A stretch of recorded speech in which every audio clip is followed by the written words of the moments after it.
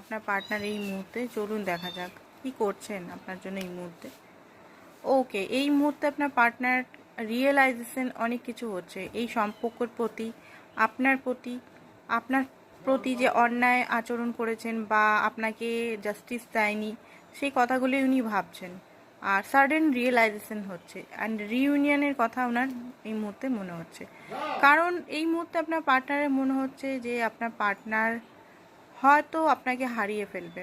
উনি যদি এই মুহূর্তেও আপনার কাছে না আসে তাহলে হারিয়ে ফেলবে। কালকে রাতে একদম আপনার পার্টনারের ঘুম হয়নি, জেগেই কাটিয়েছে হারমেট মোড়ে। প্রচণ্ড একাকিত্বতা, তিক্ততা, কি করব ভেবে পাচ্ছে না।